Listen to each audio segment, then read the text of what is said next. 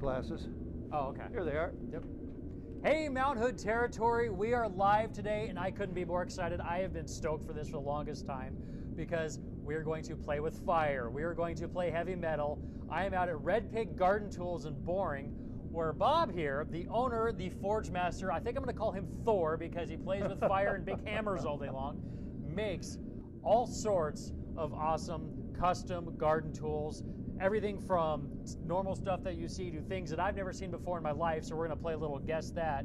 Bob, you've got what, 30 years experience here at the Forge, right? Sure, yep. 30 years experience.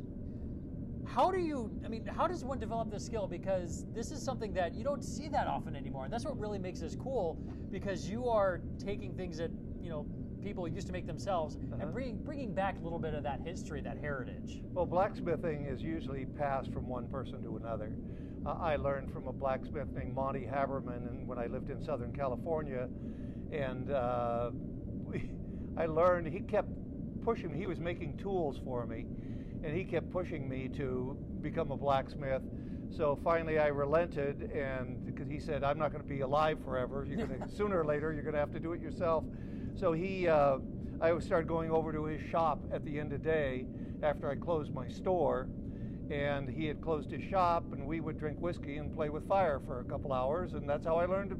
That may be the coolest sentence that has ever been uttered in the history of man. Drinking whiskey, played with fire. Where was my guidance counselor on that one? Why was that not a career path laid out for me?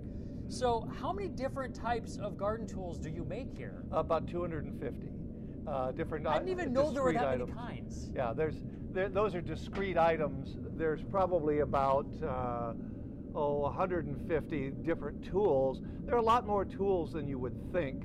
It's not just a shovel, rake, and a hoe. There are a lot of specialized tools. Not many of them are made as much anymore. I brought back a lot of tools that used to be made in large quantities because a lot more handwork was done. But as agriculture and industry turned to machines, a lot of those tools dropped out of sight, especially during World War II, when you couldn't make things because the government wanted you to make guns and canteens. There's, I think, a little bit more of a resurgence and need for some of these tools now that people have kind of gotten back into home gardening, growing their own food, really, getting behind that movement. So I think, these two things really go hand in hand quite well. Especially organic gardening, where you're going to do it all manually, and you're not going to use a whole lot of chemicals and things like that to do the work. And same people eschew using machines. Right. So you do things by hand. Well, we're letting the forge warm up, and I love the sound of this forge. I mean, it's like we're at the SpaceX rocket launch right now. Just this roar and the heat and the power, and it's kind of keeping me warm too. But while that warms up, show us some of the things that you've got here, because we're going to play. I brought some name things that tool so you can play Name That Tool. I want you to see. This is how, when I do give talks, I determine the level of expertise in the audience to adjust the talk there. But you know what this is? That would be a spade, right? It's a trowel. A trowel. Okay. It's a small hand spade, but it's a trowel. That's a threek, because there's only three. It's Threek. not four. It's a fork. Okay. Okay. It's an English garden fork. I was going to say that. I mean, you can really stab some big potatoes and big hunks of beef with that. So maybe that'll be my next silverware set. Okay. And this one? I got nothing. Okay, this is one of the most common tools in the United States. Really? This is everybody calls it a dandelion weeder. It's for weeding, but it's not really a dandelion weeder. This is a trick one because it's an asparagus knife. It was designed to cut asparagus off below the ground, and you pull it out and you have a blanched stem, which is tender, because asparagus, when light hits it, is tough. It gets tough, and it grows very quickly. Asparagus grows an inch an hour under optimum conditions. No way. And even after you cut it, it keeps growing through cellular expansion. But that is America's favorite weeder, but it's actually an asparagus knife. I could probably use this for actually picking the dandelions, because in my homeowners association would love that, because I grow dandelions quite well. It's about the only thing I grow well. Okay, now we're going to go back to something really simple. What do you think that is? That is something I use in video games where you get the bad guy. That's what I'm going with. Okay, that's the world's oldest garden tool. Really? Okay. It was a sharp stick. This is an industrial grade sharp stick, and you push it in the ground and you wiggle around, you make holes. It's called a dibble or dibber. Either one is correct. Now this right here That's a back scratcher. No, this is a multiple dibble. And this for years was a very important tool in the nursery business. You would take, and if you're going to plant a pot and grow a number of little bulbs or seeds in it to grow plants, you would arrange these. There's more holes than there are things in the pattern that you wanted, and then you would take this. You would fill the pot with potting soil, push it down with this, and then take this and poke holes, and then put seeds in there or bulbs, little bulbs. So it's your own do-it-yourself custom dibble. Yep. Everyone needs a custom dibble. This is That's just fun to say. Exactly. This one right here. It looks like you hit somebody very small over the head with it, or something from a cartoon. You're not trying really. Honestly, I don't know. I grew up around rocks. I don't know. Apparently, I would have attenuated this thing because I already know you're not a real earnest gardener. You're not a master gardener by any sorts, right? I grew tomatoes once that were pretty good, but then the deer ate them. Okay, this is a proper weeder. Oh, okay. You push it in like that, and this turns into a fulcrum. It's called a fulcrum weeder. And I do know that term. Weeds out. Okay. Okay. Now this is a ball weeder. This is good in Southern California where the ground is fairly hard. But up here, when the ground is wet, especially in springtime and in the fall, when you're doing weeding, this would just mush into the ground. Squish. So the ball gives you more resistance. Oh, okay. So the ball is a proper weeder for here in Oregon. Now, I'm going to show you a couple other tools. These two look similar, but they're very different. This one's a flattened out version of this. What is this for? Guess. That, I'm going to guess, is for it's like a mini wheat thresher kind of thing. No, it'd have to be sharp in here, but it's similar to that. You're getting closer. Okay. It's like, this is a crack weeder. Or crevice weeder for like paving cracks between paving, and you go in there, and that will go deep. That's the hardest place to get weeds out of. And you know what? In my house, it's a lot of dog hair in there too. So okay, yeah, with the dog hair, we'll get the dog hair out. Now this husky, one, it happens. right here, this would only go in about this deep. Yeah. Like that, because unless the crack's real wide. So this is not a crack weeder. This is. Come along, right? I got nothing. Come along. Like hey, get off the stage, Jared. Yeah, this is a root hook. Oh, okay. And it's used in bonsai. When you pot a plant up, if you keep a plant in a pot, pretty soon it becomes plant bound. The roots are all around the edge. So you take it out, and instead of cutting through the roots with a knife, which traumatizes the plant, you loosen the roots with this, and that's easier on the plant. Okay. And it doesn't create as many wounds for viruses and things like that to get into the plant. But it's also the perfect tool if you live in the Northwest.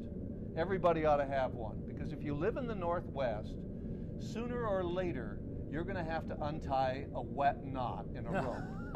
Like that. Yes, Inevitably. yes. And this will untie a wet knot. You just move that in there through that point and then pull like that, and it'll untie a wet knot in a heartbeat. See, we're making multi-purpose tools here at Red Pig Garden Tools. Okay, this one. It's a really big tuning fork. It's about an F sharp. Yeah, that's like that. It actually will work like a tuning fork, but this is not a tuning fork. It is a bulb lifter. Oh, for like tulips and whatnot. Tulips and things like that, because you have to lift them up and refrigerate them, and if you live where it doesn't get cold enough. And this is all smooth so that it doesn't damage the bulbs. So does this work for things like tubers too, like dahlias? Or that? Okay. Yeah, you can lift those too, but it's mostly for rounded bulbs. Okay. I know this one. That's for picking up your golf ball. Yeah, there you go. Just like that. Or picking meatballs out of the soup. Like that if you don't like the meatballs. That is a tender plant hoe. If you got a row of seedlings along here, you don't want to take a regular hoe, and especially one that slides under the surface, and hoe them, because you might take them out. Okay. This one, you can see where the edge of it is, so you can work right up close to say this is a bunch of plants, seedlings.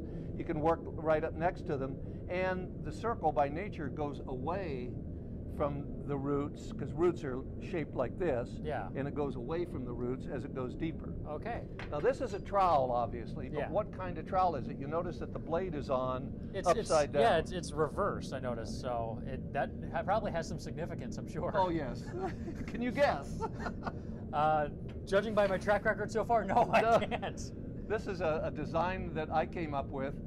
It's a potting trowel. Oh, okay. If you're working in a pot, your hand is up into the head of the plant. If it's tender or brittle, you're breaking pieces off. So this moves your hand down and away so that you don't damage the plant while they're using it. Smart. Now, I invented this, but I didn't bother patenting it because I knew that they wouldn't sell that well, that it'd have to be somebody who had lots of pots. And as it turned out, I was doing some research for a book on garden tools, and I found that this was actually invented by somebody else about 20 years before I was born. And I'm 75, so like that. This one right here, this is another of my own designs. I'm not even going to hazard a guess. Okay, you plant seeds. Yes. And then what do they tell you to do? You plant too many seeds, you have to thin. Okay. Okay, this is a thinning hoe. Oh. That's 1 inch, 2 inches, 3 3 inches, and 4 inches. and 4 inches. So you pick the spacing you want between the plants and cut away the excess seedlings. That's genius. Okay, and this is not a garden tool, but can you figure what this one is? This is the one I was going to stump sort of you. a vice If clamp you were or really good something. at this, I would have hauled this out to stump you. I think it's like a vice clamp or something. No, this okay. is a tool designed to take boards off of a barn. Oh. This is a little fulcrum, a pivoting fulcrum, and you push this between, you slide that between the two boards, and you pull like that, and it pops the nails out. And you know what? That came in handy because as you come here to Red Pig Garden Tools, you'll see the barn here, the forge where they built it, the barn where the actual store is, and it's all built from reclaimed wood from other barns. So, I mean, this guy knows what he's talking about here. This one right here, this is another stumper. It's like a paint stirrer, an ice pick, and a little mini hatchet. Yeah, a multi-tool. Yes. This is a multi-tool. It's for grafting. Oh, okay. So you take this, you take a hammer, and you drive that blade into the stump of a tree to make a little cleft in it. Then you pry that cleft open with that, put the scion in there. And then if you're bud grafting on the side and you're cutting off buds and sticking a bud down into a little open, so they're like little windows that you make on the side, you could go across it here like that down the stem, cross it here, then cut down the middle, open the window like they're windows, and then put the bud in and like that. So this is a grafting tool. See, again, there are so many more tools than I do. I mean, I just do rakes, hoes, and shovels, and that was about it. And again, you made all this stuff. Yeah. So how long does it take from like start to finish? Oh, usually on about average? the tool generally, most of these tools take about 20 to 30 minutes to make. Wow, that's not bad. Entirely. Yeah. Sometimes less, sometimes more, but that's pretty much average. It takes about a half hour to make a tool, especially if you're just making one. Some of them only take 10 minutes. I've picked a pretty simple one today. We're going to make one of these, and it doesn't take too long to make this particular tool, except for the fork here. And I am totally excited about this. I've been fascinated by blacksmithing for so long, and the chance to try this, I am beyond excited. Are we ready to try this? Okay, so what we're going to do is I'll make one, and then you'll follow up and make one. Okay, attempt to make one. I appreciate his confidence in my abilities here. So we're going to see what we got going on here. We've got a big old roaring fire. Oh, that's been sitting for a while. Okay, I'm going to take this, and first I'm going to hammer the end on it like this, and I square the end to go up into the handle. Oh, okay. So that you have a square peg going into a round hole, and it won't turn. I've been described as that before. Like that. And then I put on the end of it there, I put a little taper, and that's so when you drive it into the hole in the handle, it doesn't catch. Oh, okay. So I put a little taper right there on the end, just to, like that. So the next thing I'm going to do is I'm going to put this back in the fire, and you're going to do this with that other piece of metal that we have in there, what I just did. Okay, so I'm going to put this back in the fire and heat up the other end. And here's your pair of tongs with this. Now, if you want, try that hammer, and if that's too heavy, you can use this lighter hammer. All right, so I just need to flatten this out. Flatten it out.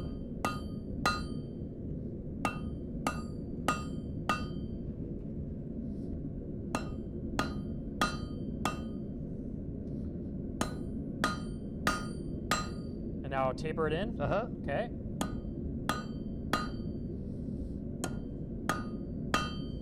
I think I missed that one. You're doing fine. Just need to get it done a little more. Yeah, you need to hit it like you hate it. Hit it like it owes me money. Oops, I totally missed on that one. That's okay. Okay. I think I'm kind of twisting it a little bit Okay, here. here, I'll straighten it out for you. Fix that one for me.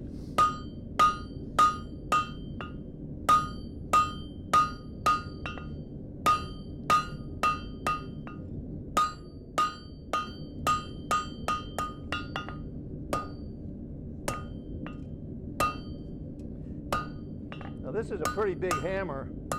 Yeah, I was gonna say. I mean, you do this all you day notice long. I choked up. Yeah, I do. I've been doing it for years, so it's a little bit easier for me. Most blacksmiths use a bit smaller hammer, but I need to use a big hammer to get the work done faster. I'm just thinking I wouldn't want to arm wrestle Bob, because swinging this mighty hammer all the time, this has got to get. Okay, now I'm going to do the other end, and we need to point it. So I'm going to flatten it like that, down to where it's pretty flat. Then I'm going to hit it on the sides.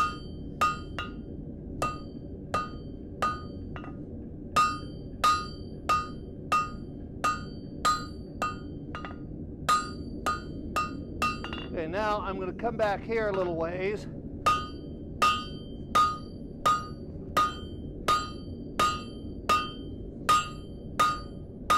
And flatten this part, and this is going to be where that bend in it is. Oh, okay.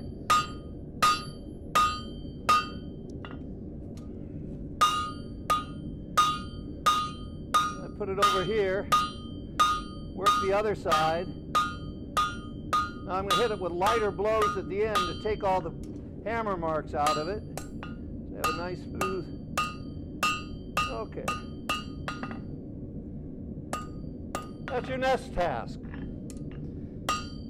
That's so cool. This needs to be about 4 inches long right here, because it's going to be bent into a semicircle. Okay. I'm going to straighten it out a little bit, put it back in the fire. Are you able to get closer? I don't know if we got enough signal in the barn for Molly to get a close-up and watch me fail on these swings here. Okay, now you're going to hold it there? Yep. There you go. And just whack the ever-loving snot out of it. Choke up on that a little bit, you'll be able to hit harder. There.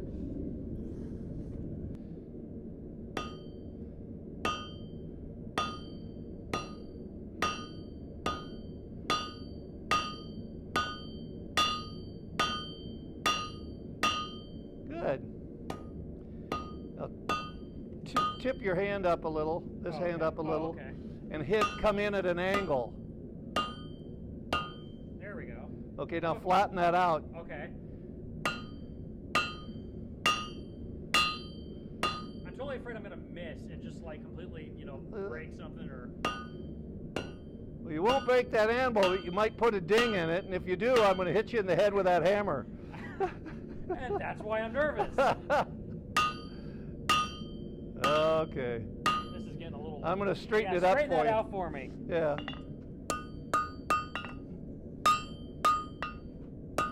And this is why it takes 30 years of practice to make this right. Yep. There are a lot of people blacksmithing now, and mostly young guys that decide they see Forged in Fire on TV. Exactly where I was going to go. And they decide they're going to make a sword. Right. Well, you shouldn't be making a sword till you've been hammering pretty steady for years. It's a very difficult thing to learn. Okay, now I'm going to put this back in because it's cooled down too much for you to do the bend. To do the bend. So and what I'm going to do is I'm going to show you how. Normally this one, when I make the split the end, I take it over next door and I cut it with a grinder like that. That's the easy way. But I'm going to split it the traditional way here, just so you can see how a blacksmith would have done it years ago. This is a saddle to keep me from dinging up. Whoop, pick that up. From dinging up my face of my anvil. That's a several $1,000 anvil, and you don't want to beat it up. No. Okay, so you take this, and I'm going to lay this right here, like that. If you hold that right there. Let me have you hold it. This right here? Just hold that really tight, Okay. like that. And I'm going to take this chisel, and I'm going to put that right there. Now let's move that back here a little bit.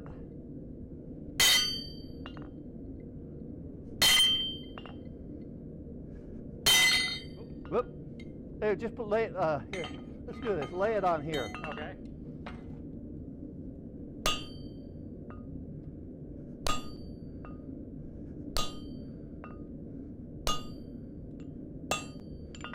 Okay. And look at that, we got a split. It's split. This needs to be split a little more. Wasn't quite through right up here at the top. Take it.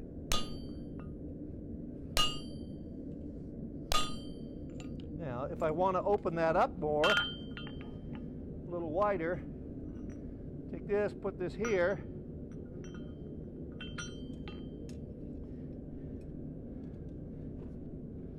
Put that there. And I can bend it left and right. Make sure it's about as open as I want it Look at that. to catch a weed. All right. Like that, then you'd clean that off inside, use with a grinder or a file, like that. So this will go back in now, and we're going to finish up what your tool. I think I'm going to go ahead and say it. I'm going to take a smaller hammer now. Okay. Now you're going to do it right back, starting there to about there. Okay, just throw from these two areas. Right in there, between those two bumps. Yeah, just. You might. Here's a stop for a second. Take your stand right there. Stand and put your hand in right there against your thigh, and that way you'll steady your this tool as it lays there. Okay. You can squeeze against there, and then it's not going to wander on you.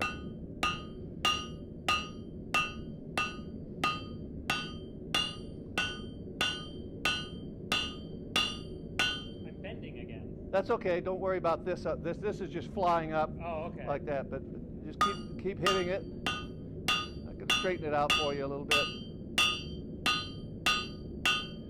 Now you want a little wide in the middle and a little less toward each end. Okay, so hit more in the middle. You're doing fine. Yeah, hit more in the middle. Okay, stop before it gets too.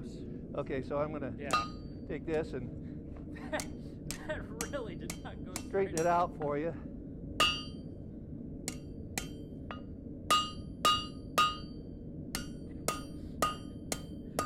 Oh man, this is not going to be the most professional looking tool I've ever done. That's okay. But for our first attempt. Exactly. Just think of it. There's an awful lot of people who've never made anything even close to this or never even tried. So this is not bad to start with. These are all little blows just to get this thing kind of squared back, squared up. Okay. All right, we'll take that, and then we'll just not split this one. Okay. Like that, we'll just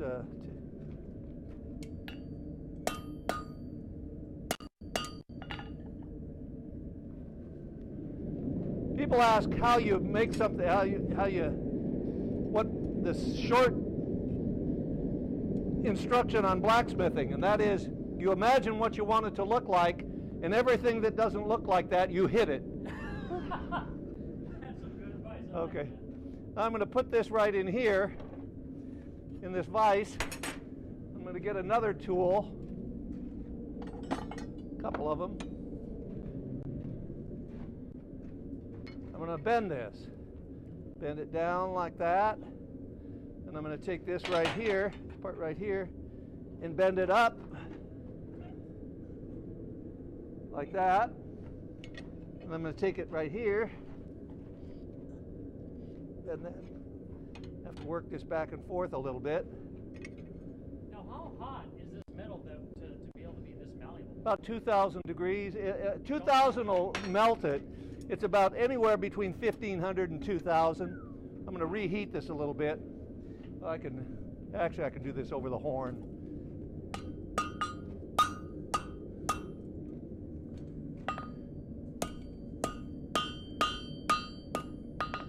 There we go.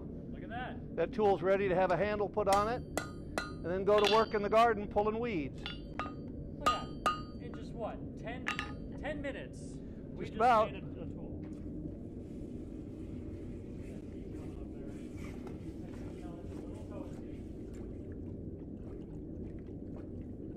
Yeah, one of the rules around a blacksmith shop is you never pick it up until what you do is you put your hand over it, and if you feel heat coming off, then you don't pick it up.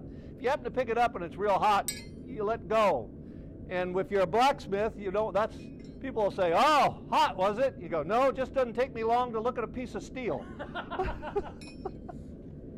Okay. So let's tell people how they can find you and get some of their own stuff.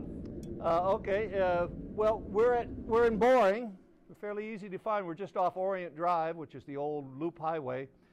Second door up, and there's a great big sign that says Red Pig Garden Tools. It's a pig. It's about this big. And if you can't spot that sign, just keep driving. We don't want you in the store because we got a lot of sharp stuff in there. You will hurt yourself. Okay? But we're in Boring, and we have a website, redpigtools.com, and there's directions on there. And what are your hours so people can come here? And Tuesday through Saturday, 10 to 6. Other days by appointment, which means on Mondays and Tuesdays, I feel free to run out without worrying about whether somebody's coming, but you can make an appointment, come in. We're open pretty much all the time. We're going to be gone for a week in April, going to Ireland, but wow. the first vacation in about 20 years. So I guess they're due. Yep. We'll let them have one. Yeah. So check out Red Pig Garden Tools out here in Boring. It's spring almost. Sure feels like spring today. It means gardening season is here. So now is the time to stock up on your custom handmade blacksmith tools from Red Pig Garden Tools here in Mount Hood territory. Thanks for joining us and watching me fail at making some tools. It's been a lot of fun. Bob, thanks. My I appreciate pleasure. it. Join us next time at Mount Hood Territory Live. We'll see you then. Have a great day.